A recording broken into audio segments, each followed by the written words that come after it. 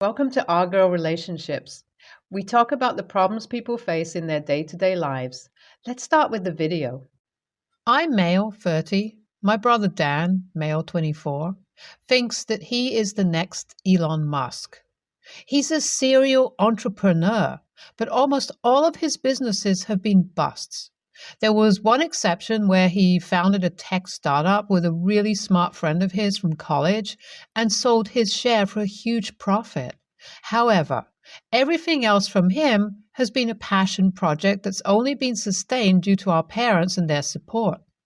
Dan, though, doesn't take it that way and instead considers the fact that he made money once to be proof that he has something special in him. I know I sound mean, but that's just me venting right now. I will fully admit that the only reason he can do this is that both of us come from a wealthy background, and I am completely comfortable saying that both of us are, or were, spoiled trust fund babies. However, I was always inspired by the kind of hard work my dad did to keep our family comfortable, and I went to an Ivy League college and graduated with a huge salary. I've also worked on investing and have multiple income streams running for me right now. I'm proud to say that I have been able to contribute to the family's wealth, even if I got a head start over a lot of people. Dan, though, took things completely differently from me. Instead of being grateful for the kind of lifestyle we led, he took it for granted and constantly screwed around during his childhood. He, like me, went to the same Ivy League college through some string pulling. But unlike me, he didn't even bother trying to work hard or graduate with any shot at making money. Instead, becoming a frat boy, running his own wolf pack and making his own failed version of Facebook after watching The Social Network. Right now, he's unemployed, discovering himself, and living in our parents' second house in LA rent-free. The money he made from his old tech company has long since been drained on parties and call girls, but as long as my parents were comfortable supporting his endeavors, I was cool with it. They always had faith in him anyways and still believed that he would turn things around. No comment on that. About 4 months ago, I got a call from Dan asking me to hear him out on his next venture. As always, he sold it as the next big thing, his best idea yet. Out of sheer curiosity, I asked him what it would be, and to my surprise, he said it was so top secret that I would have to come to meet him in person in LA. Apparently, he'd asked my parents to be there too.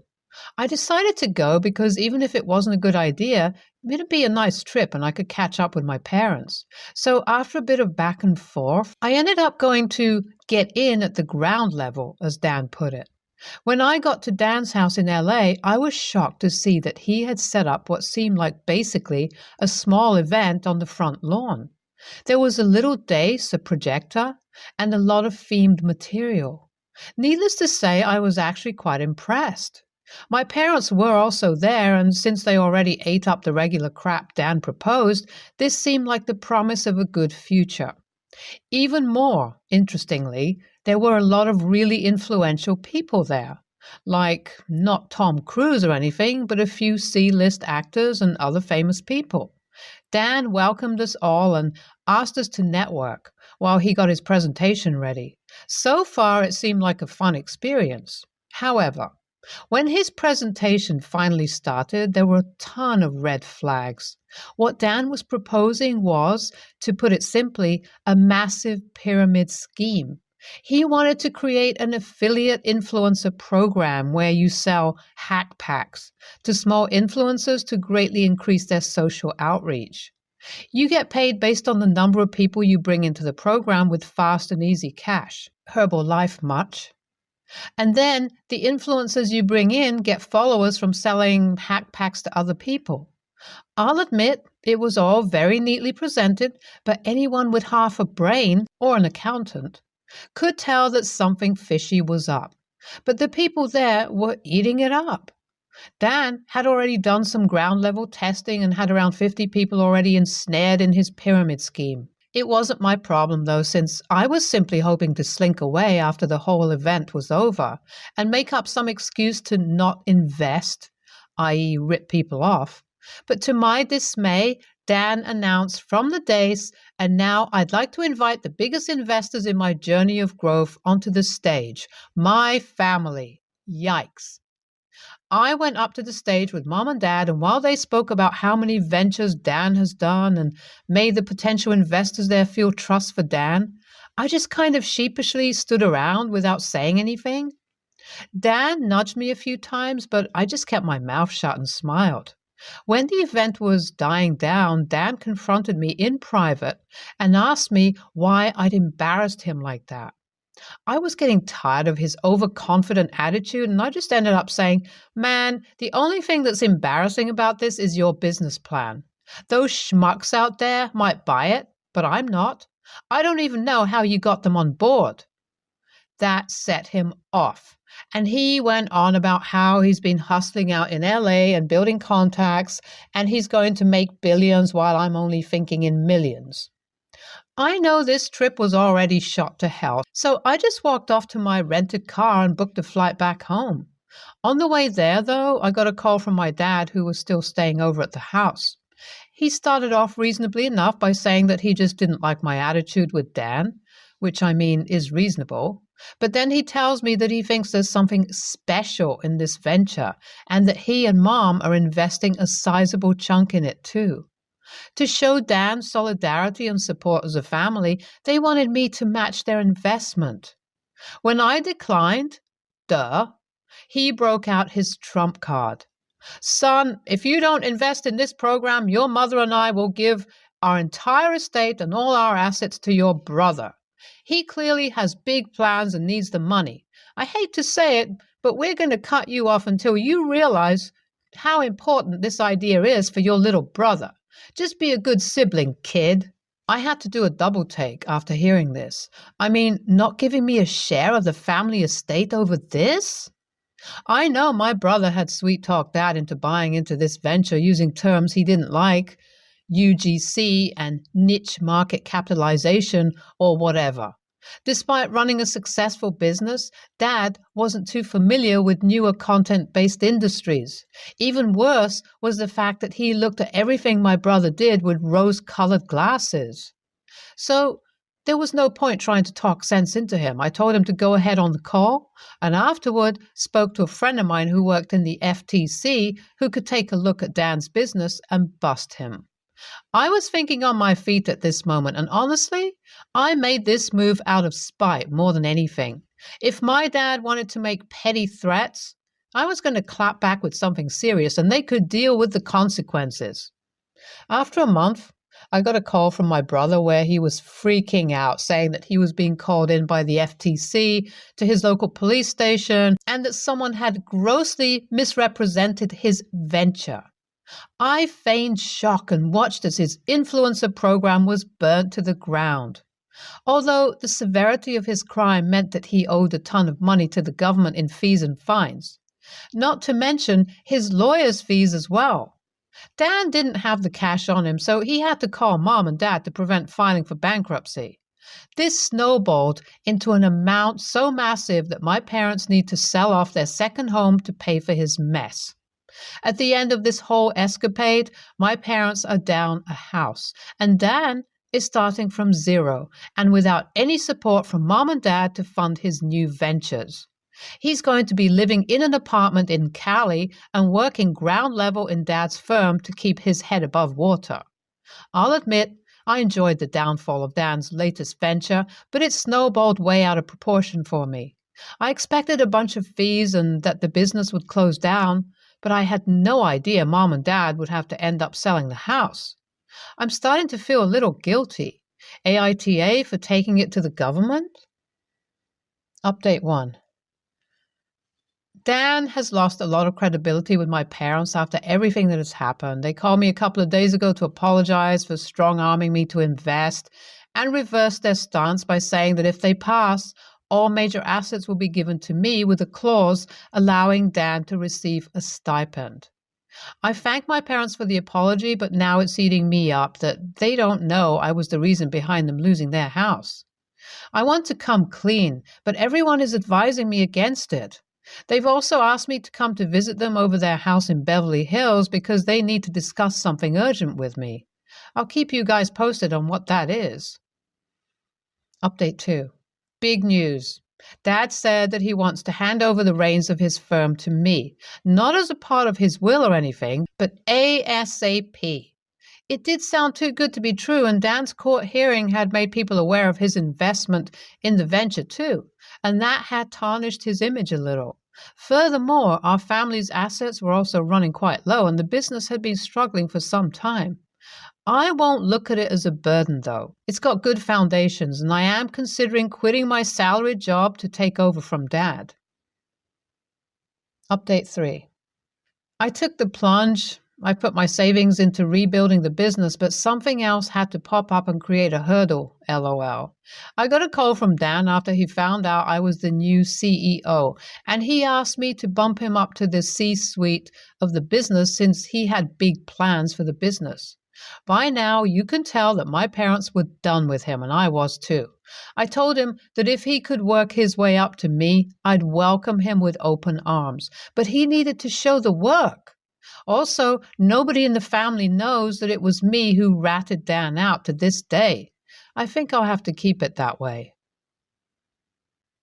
ESH, your brother is an idiot, and you seem pretty heartless for only reporting the venture out of spite instead of doing it to make sure people don't get scammed.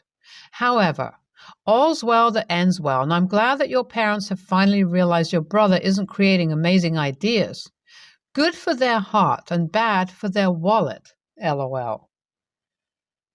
NTA, but these problems are so first world, man. I was taken aback, but you seem to recognize your privilege and work hard regardless. I find it a little suspicious that you were cool with his scheme as long as you weren't affected, but NGL, sometimes it's just too exhausting to fix things for everyone, so I get it. Next story. My parents live in the UK while I live overseas. My cousin, 21, female, also lives in the UK and is pregnant with her first child. Her parents live overseas. However, it is normal in our culture to go to stay with your parents for the first month or so after you give birth, so they can help with the baby and help you get back on your feet. My dad is her closest relative in the UK, so she asked my parents if she can stay with them after she gives birth, and they agreed. Now, the house is jointly owned by Mom, Dad, and I. There are 2 guest rooms as well as my room, which isn't occupied when I'm not there, obviously. The larger of the guest rooms is only slightly smaller than my room, but it has an ensuite. I go back home every 2 to 3 months and put a lot of money into renovating my room, and there are also lots of baby supplies there for my own 7-month-old too. Think cot, sleeping nest, bathtub, car seat, etc. So my cousin is due any time in the next fortnight, and this week she texted me to tell me she wants to use my room. I told her no, that's my space. It needs to be open for me to travel home. She said it was the nicest of the available rooms and she needs to be comfortable while recovering from childbirth. Edit. She also said she wants to use my son's cot, car seat, and anything else there is to make my life easier after delivery. So basically, she wants to use my baby supplies instead of making sure she has her own. I said no, she can't just help herself to my space and belongings. She started having a meltdown at me over text, so I got my parents involved. She got her mom involved, and now my aunt is arguing with my dad, saying he's allowing me to bully her pregnant daughter when she has nobody else to defend her, and how my dad should discipline me and be there for his niece. I don't think I'm in the wrong, but they're making such a huge deal. I'm wondering if maybe I am the AH. NTA, if your aunt is so mad, she should make arrangements to take her in. Your cousin is a moocher, and I have a feeling your parents are going to have a hard time kicking her out once she's well planted. NTA, if she really wanted to be comfortable after childbirth, she would take the room with the ensuite bathroom. She's really wanting to use all your baby's furniture and supplies without having to get her own. I would bet she gave her mom some kind of exaggerated story so that your aunt would try to bully you and your parents into letting your cousin have her way. Since you are part owner of the house and the owner of the baby stuff, stand your ground. Talk to your parents about getting your cousin back to her own place as soon as possible. Next story. I'm 29, male, engaged to my fiancée, Ellie, 28, female. Both of us are working from home. Ellie has PTSD, which is triggered by loud, unexpected sounds, sometimes any noises, and it makes her freak out and causes severe panic and anxiety attacks. She's getting therapy. Just to add, she is not freaked out by anything dropping or closing the fridge door, but slamming the house door too loud, crying to the point of screeching, and loud banging or doorbell ringing constantly do. Because of this and some other issues, we are child-free. My sister has 2 kids. Youngest is 7-year-old called Richard, Rich for short. She also has a cat she adopted, which is also called Richard. We call him Duke for short. Sometimes she asks to cat sit Duke, which we don't mind as he loves to play with our cat. That's rather sensitive to loud noises too. Tuesday, my sister messages me asking if we mind if she drops Duke around. We didn't. After a bit, she texts me that he is by the front door and she has to drive off due to an emergency, which confuses me as she never did that before. Imagine my surprise when I see Rich instead. Ellie is in an important work meeting and my sister said nothing about dropping the kid off as she knows the answer will be no as we are working. Rich doesn't say anything and runs to the living room. He turns the TV on, puts the volume up so Ellie can hear it in the meeting, and tries to turn one of the consoles, which I say he can't do, as we do not have games suitable for children, nor the space to download any. Our internet is rather slow. Rich doesn't listen, so I had no choice but to take the consoles away and tell him to put the volume down on the TV and he can watch shows on Disney. Rich didn't like that and throws a tantrum. Within an hour of him being in the house, I have to deal with Rich crying and screeching and not responding to any ways to calm him, wanting to play a game we don't have, which affects not just my work but Ellie's too. And instead of being productive in an important work meeting, she is having a panic attack and struggles to breathe while our cat is going nuts too. I have been trying to call my sister with no luck. Despite showing as online on social media, she was not responding.